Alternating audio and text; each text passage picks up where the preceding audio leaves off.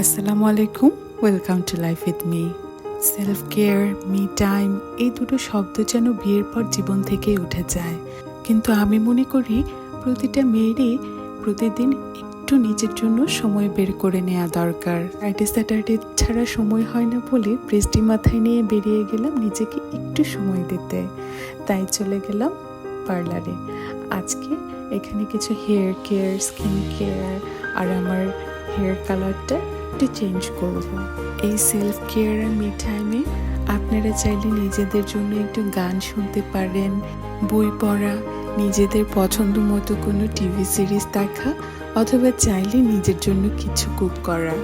এক কথায় আমাদের মেন্টাল হেলথ যেন বুস্ট আপ হয়, এটাই সবচেয়ে বেশি ইম্পর্ট্যান্ট। আর আপনার ভালো থাকার উপরে ডিপেন্ড করবে আপনার ফ্যামিলির ভালো থাকা। আজকে অনেক বেশি মনে হচ্ছে জ্ঞান দেওয়া হয়ে গেছে। তারপর অ্যাটলিস্ট আমার হেয়ার কালার ডান হয়ে গেছে। এই তো কি সুন্দর হয়েছে কালারটা।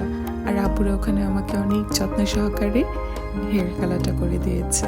আমার তো খুবই পছন্দ হয়েছে। আপনাদের কেমন লেগেছে জানাবেন। তারপর ওখান থেকে চলে গেলাম আমার ছোট বোনের বাসায়। ওর কথা কি বলবো, ও তো একটা পাগল। যাওয়ার কথা শুনেই সব কিছু রান্নাবান্না করে একদম বোন রেডি করে রেখেছে।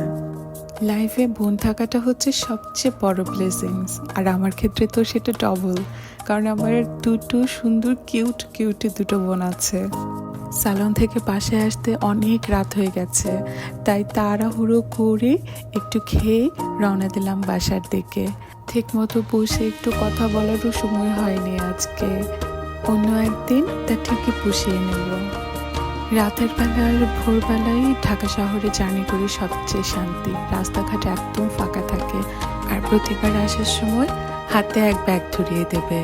আর এই গিফটগুলো ওদের আঙ্কেল আর আন্টির পক্ষ থেকে। আজকের ভিডিও এই পর্যন্তই। আপনারা সবাই ভালো থাকবেন। আল্লাহ হাফেজ।